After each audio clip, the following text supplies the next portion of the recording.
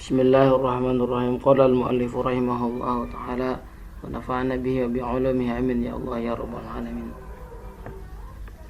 Pada pembahasannya lalu kita sudah menjelaskan tentang ada dua metode yang memang dipakai atau digunakan oleh para ulama usul fikih setelah Imam Syafi'i mengkodifikasi atau membuat suatu terobosan dengan penyusunan kitab beliau yaitu Ar-Risalah.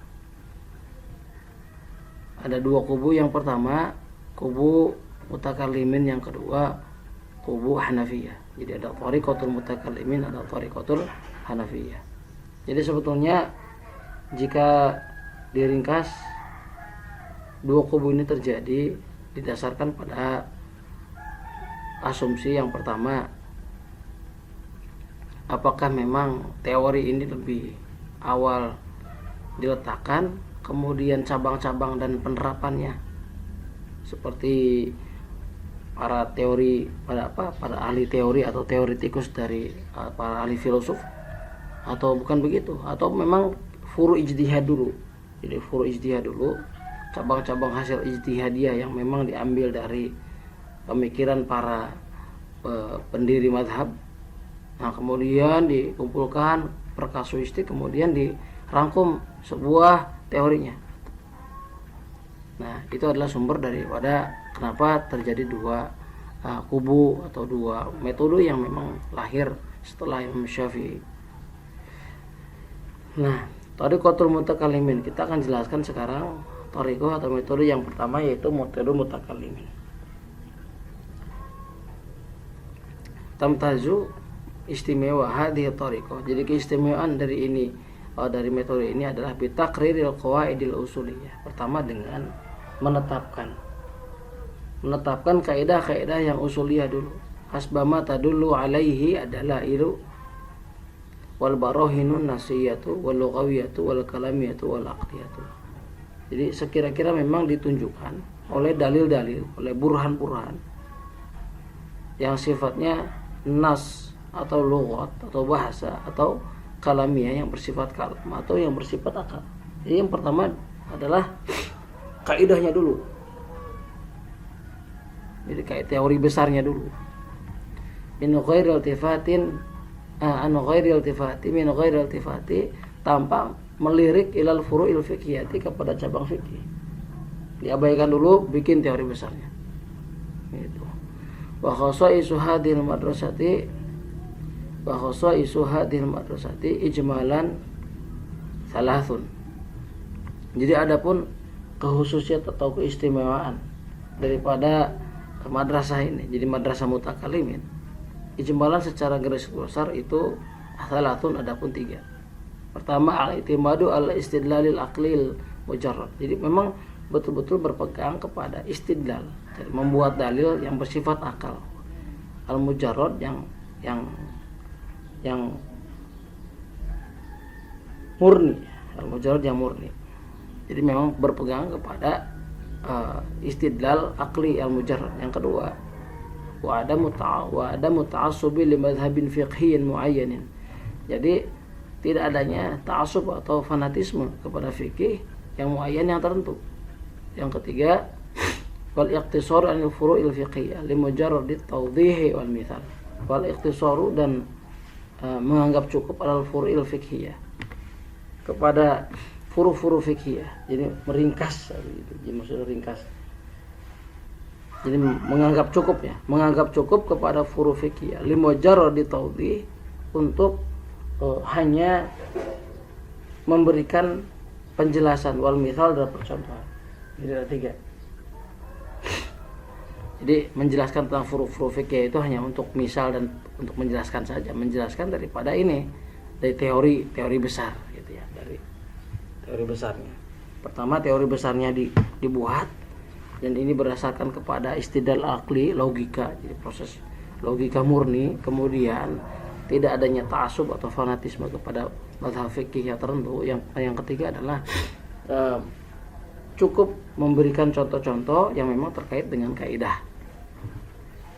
Wa imamu hadhil madrasah, dan adapun imam daripada madrasah ini adalah Muhammad bin Idris Syafi'i, itu Imam Muhammad bin Idris Asy-Syafi'i rahimahullahu taala, semoga Allah merahmati beliau, alladzi yang wadha'a meletakkan usulahu kepada usul alladzi qabla fikhihi, sebelum fikihnya alladzi. Jadi dalam hal ini Imam Syafi'i misalkan, Imam Syafi'i meletakkan pertama teori usuliyahnya dulu, kemudian teori usulnya dulu, kemudian baru fikih. Waqad abraza ma'alim hadhihi thariqah, dan telah jelas dan menonjol maksudnya ma'alim hadhihi mu'alim hadhihi thariqah, jadi para mu'alim, para pengajar atau para tokoh metode ini adalah satu Abu Bakar Al-Baqilani. Wa min asyhuri kutubi hadhihi thariqah, dan salah satu kitab yang termasyhur dari metode ini adalah Kitabul Al-Umdah lil Qadhi Abdul Jabbar Al-Mu'tazili. Kitab Al-Umdah karangan Qadhi Abi Bakar Abdul Jabbar Al-Mu'tazili. Wa mu'tamad li Abil Husain Al-Basri Al-Mu'tazili. Ini tokoh-tokoh Mu'tazilah tapi bermadzhabnya Syafi'i. Wal Burhan, kitab Al-Burhan Imamul Haramain, karangan Imam Haramain Abdul Malik bin Abdullah Al-Juwaini, wa waliduhu Abu Muhammad, dan orang tuanya yaitu Abu Muhammad. Jadi Al-Burhan Al-Imam Haramain merupakan kitab utama ya, merupakan salah satu kitab rujukan utama dalam metode ini. Wal Mustasfa li Abi Hamid Al-Ghazali, karangan Abu Hamid Al-Ghazali. Wal Mahsul li Fakhruddin Ar-Razi, kitab Al-Mahsul Fakhruddin Ar-Razi. Wal Ihkam fi Ushul Al-Ahkam, kitab Al-Ihkam fi Ushul Al-Ahkam li Abu Hasan Al-Amidi, karangan Abi Hasan Al-Amidi. Wal Minhaj lil Baydawi, Minhaj lil Baydawi Asy-Syafi'i yang bermadzhab Syafi'i. Wa syarhahu dan syarah Minhaj, wa syarhahu, dan memberikan syarah atau penjelasan kepada kitab Minhaj siapa Jamaluddin Al-Isnawi. Jamaluddin Al-Isnawi ini bukunya bagus-bagus, luar biasa. Wa ghairuhu, dan selain beliau, selain Jamaluddin Al-Isnawi. Wa minhaju hadhihi thariqah, dan adapun manhaj dari thariqah ini, dari metode ini, manhaj perjalanan atau metodologi daripada metode ini adalah iradu ta'rifatil mantiqiyyati wal lughawiyyati. Pertama, mendatangkan definisi-definisi yang mantiq, yang sifatnya logik, jadi tarif-tarif yang bersifat mantiqi, wal lughawiyyati, dan tarif-tarif yang sifatnya lughawi, kebahasaan. Memang kalau kita perhatikan yang usul fikih ini erat kaitannya dengan kebahasaan, kecuali kalau misalkan kita lebih lanjut, misalkan kita akan membaca Al-Muwafaqat Lisyatibi, jadi ini beyond kebahasaan. Tumal ahkam syariah, kemudian hukum-hukum syara. Tumal adillatu, kemudian dalil, wa dalalatul alfaz, dan dilalah lafaz, jadi bagaimana suatu lafaz menunjukkan kepada makna. Tumal ijtihadu, kemudian ijtihad, wa taqlidu, kemudian taqlid. Nah, ini salah satu rangkaian atau pembahasan yang secara sistematik dibukukan pada kitab-kitab atau metodologi yang ditulis oleh para pemuka yang telah disebutkan tadi. Pertama ngebahas tentang ta'rif ya, kemudian membahas ta'rif dalam hal aspek logik, kemudian aspek bahasa juga, kemudian hukum syara, kemudian dalil-dalil, kemudian bagaimana dalil itu menunjukkan kepada makna, kemudian ijtihad, kemudian taqlid. Thariqatul Hanafiyah tamtazu, istimewa apa hadil, menjadi istimewa apa hadil thariqah ini bitakriril qawaidil usuliyati, dengan cara menetapkan kaidah-kaidah usuliyah al-mustamidati, yang diambil lima dari keterangan qararahu, yang sudah menetapkan kepada siapa aimatul mazhab, para ulama mazhab, fi furu'ihim, pada furu-furunya aimatul mazhab al-ijtihadiyatil fiqhiyati, yang sebangsa ijtihad fikih. Wa takun, dan ada apa al-qaidatul usuliyatu, kaidah usuliyah ini munsajimatan selaras ma'al furu'il fiqih, beserta furu fikihnya. Biqadin nadri dengan menutup pandangan an mujarradil burhanin nadhari dari dalil burhan yang dalil akalnya, dalil yang sebangsa akal yang murni. Lidah karena ini, karena memang kaidah usuliyahnya tersusun sesuai dengan furu'il fikih. Kathura maka banyak fi kitabihim pada kitab-kitab beliau-beliau. Jadi kaidah-kaidah usul fikih, buku-buku usul fikih yang bertariqah Hanafiyah ini apa? Zikrul furu'i menyebutkan cabang masalah, wal qawaidul muttafiqati dan kaidah-kaidah yang disepakati maha beserta furu'. Jadi selaras, enggak jauh antara teori dengan pengejawantaannya dalam furu'il fikih, antara usul fikih dengan fikihnya. Wastimdadu usulul fikih, adapun pengambilan ilmu usul fikih itu min furu'il a'immah, dari furu'nya, dari cabang masalah. Jadi dikategorisasi dulu, jadi cabang masalahnya dikumpulkan masalah dulu. Wajtihadihim, dan ijtihadnya a'immah al-manqulati yang ditukil anhum dari a'immah. Dicari dulu nih hasil ijtihadnya, furu masalahnya, baru dibentuk kaidah usuliyahnya. Wa'ada, dan mendatangkan apa zalika, hal itu, ila ta'dil siyaghatil qaidah, kepada pengalihan, dialihkan kepada pembentukan kaidah-kaidah usuliyah. Nah, gitu ya. Pertama istimdad, dari istimdad dalika itu ke sini ya. Istimdad usul fikih min furu'il a'immah wa ijtihadihim alam qulati anhum. Nah, dari sana dialihkan kepada pembentukan kaidah yang usuliyah. Litan sajima, maksudnya supaya berurutan, supaya sesuai mal furu'il fikih serta furu fikihnya. Idza hadatsa, ketika terjadi apa ta'arudun, kontroversi, bertolak belakang bainahuma, antara apa? Antara kaidah usuliyah dengan furu'il fikih. Mithlu qaulihim, seperti pendapat Hanafiyah yang mengatakan bahwa al-mushtaraku la ya'ummu. Jadi lafaz-lafaz mushtarak itu tidak umum.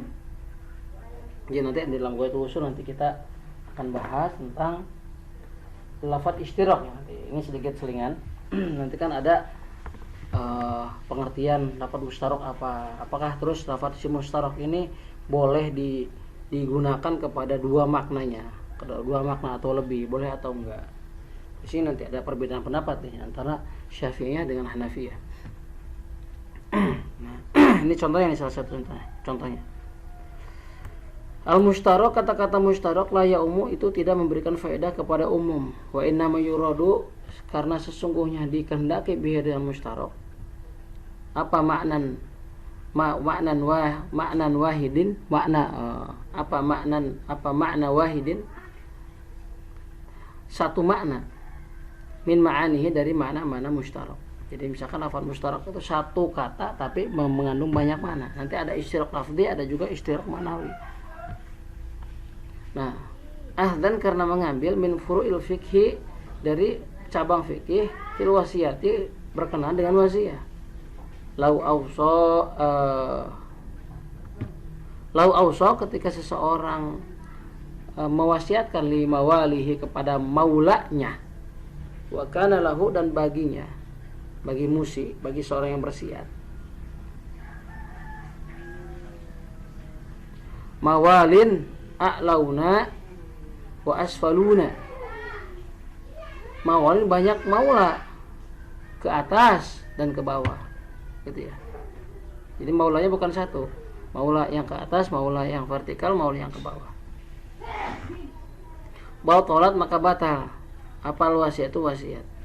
Idza matal wasi, ketika si wasi tersebut, orang yang mewasiatkan tadi, maut atau meninggal, qabla bayan, sebelum menjelaskan maksud yang disebut mawali ini apa, gitu.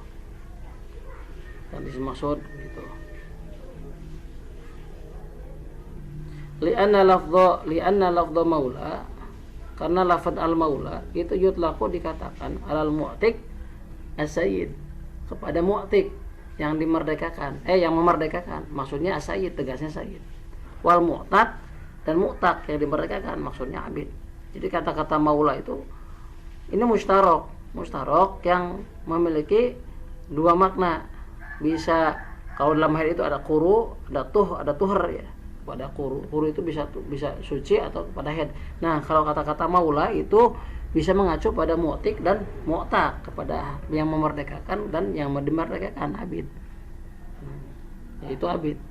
Summa wajadu fi masailil yamin, kemudian summa wujidu, kemudian ditemukan. Summa wajadu, kemudian para ulama Hanafiyah menemukan fi masailil yamin, dalam masalah yamin.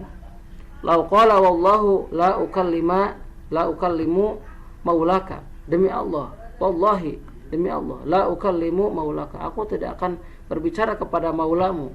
Jadi maula di sini siapa nih ya masalahnya? Apakah maula kepada hamba sahayamu yang sudah kamu merdekakan, atau kepada majikan daripada hamba sahaya yang memerdekakan? Wa kana lil mukhatab mawalin a'launa wa asfaluna, dan bagi muhatab memiliki banyak maula yang ke atas banyak, ada maula ke bawah juga banyak. Jadi si muhatab yang diajak bicara itu memiliki itu majikan yang banyak, abid yang banyak yang sudah dimerdekakan. Fakalama, maka berbicara seseorang, wahidan, salah satu minhum daripada mawalin, itu Hanasan, maka ia kena sumpah, kena kifarat, kena sumpah. Jadi maksudnya kena kifarat sumpah.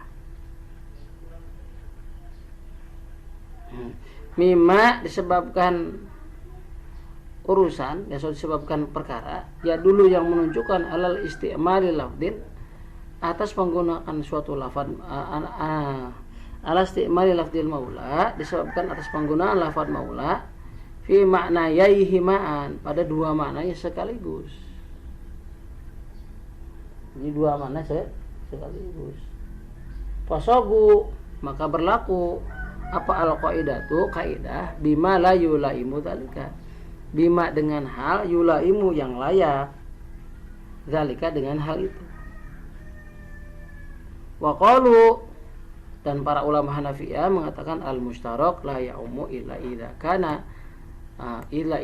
ba'da nafi. Jadi lafaz-lafaz mustarak itu tidak umum kecuali illa idza kana ba'da nafi, ketika terjadi sudah nafi, fa ya'umu, maka menjadi umum. Ini lafaz mustarak. Wal mas'alatu tsaniyatu, dan masalah yang kedua adalah fi halin nafi, dalam kondisi nafi. Kesimpulannya begini. Ya, pertama, ulama-ulama Hanafiyah mengkodifikasi dulu hasil ijtihad, hasil ijtihad para imam mazhabnya, kemudian terus juga mengkaji beberapa cabang-cabang masalah fikihnya, hasil ijtihad dan cabang-cabang masalah, terus dikodifikasi. Sudah gitu dibentuk kaidah umumnya, kaidah usulnya.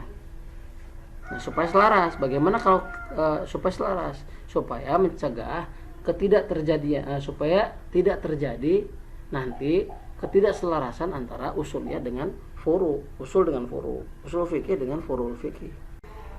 Penjelasannya begini, atau kesimpulannya begini. Jadi para ulama usuli dari mazhab Hanafi, jadi Hanafi yang mengatakan bahwa kata-kata mustarak itu tidak memberikan faedah kepada umum, karena ketika ada mustarak pasti mengacu pada salah satu makna dari sekian makna mustarak.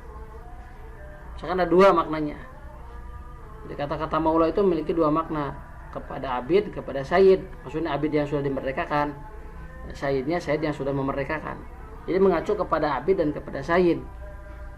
Nah, kata-kata al-mustarak ya umum itu di breakdown, hasil kesimpulan daripada lau auso lima walihi wa kana lahu mawalin a'launa wa asfaluna. Sementara ketika seseorang berwasiat kepada maulanya, sementara itu dia memiliki maula yang banyak, maula sayyid yang banyak, abid yang banyak. Bagaimana? maka batalatil wasiyah, maka batal. Jadi wasiat tadi nggak jadi ketika si yang berwasiat tadi meninggal sebelum menjelaskan yang dimaksud maula itu yang mana. Nah, itu. Kenapa? Karena lafaz maula itu dibahasakan atau dikatakan kepada sayyid, juga dikatakan kepada abid yang dimerdekakan. Kemudian ada kasus baru dalam masalah yamin. Wallahu la ukallimu maulaka, demi Allah aku tidak akan berbicara kepada maulamu. Waduh, ini apakah si maula ini? Nah, kemudian di suatu waktu ia ngomong kepada maulanya, dan sementara itu pun si muhatobnya memiliki maula yang banyak, memiliki sayyid yang banyak, memiliki abid yang banyak. Bagaimana itu? Begitu. Ketika maka ia berbicara wahidan minhum. Nah, maka ketika ia berbicara, otomatis maka ia harus apa? Ia harus kifarat. Kifarat apa? Kifarat sumpah.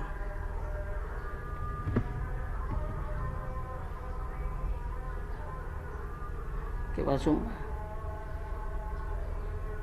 Bagaimana kalau di atas maula menjadi batal, kenapa ini nggak menjadi batal? Nah gitu ya. Kenapa misalkan ini nggak? Mengapa ia harus kifarat? Mengapa ia harus kifarat? Sementara kasus di atas tadi tidak umum, harus mengacu kepada salah satunya. Gitu. Mimma yadulu ala istimai lafdil maula fi ma'naihi ma'an. Yang mana si lafad maula ini yang di ini itu mengacu pada dua makna, yaitu sayyid dan abid. Pasogul qaidah bima julai mudalika. Kemudian jadi oleh karena demikian kaidah di atas tidak layak diselaraskan dengan kaidah ini dengan huruf fikih. Ini ada kasus baru, yaitu wallahu la ukallimu seharusnya batal. Ini enggak artinya enggak jadi. Berarti enggak perlu kifarat dia. Karena kan enggak jelas. Kan lafaz musyarak itu tidak umum. Nah, wa qalu, dan mereka berkata, al musyarak la ya ummu illa idza kana ba'da nafi fa ya ummu.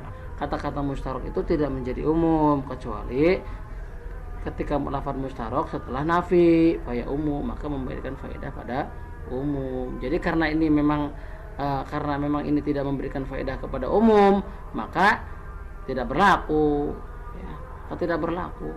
Maka tidak umum. Kata-kata mustarak, kata maula ini tidak umum, berarti khusus. Karena sifatnya khusus, maka mengacu pada salah satu dari kedua makna tadi. Karena itu ketika ngomong, maka ia harus kifarat gitu. Nah, nanti ada masalah yang kedua, nanti pada kondisi nafi. Ini Thariqatul Hanafiyah ya, Thariqatul Hanafiyah. Metodologinya kayak gitu. Wa khasaisu hadhihi thariqati, adapun keistimewaan thariqah ini salah satu ada 3.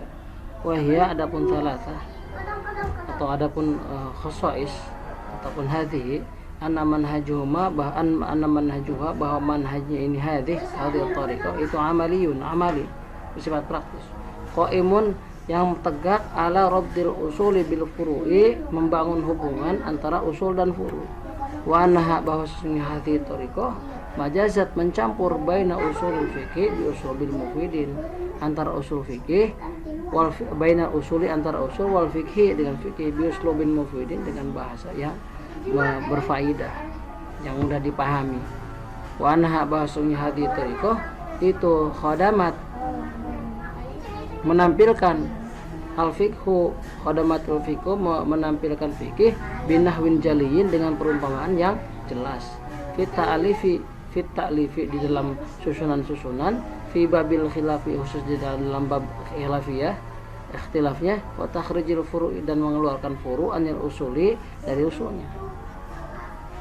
Yang terakhir, wa kitabatu qawaidul fikih, dan penulisan qaidah fikih al-kulliyah, yang kuliah, yang umum, universal. Ini soisnya.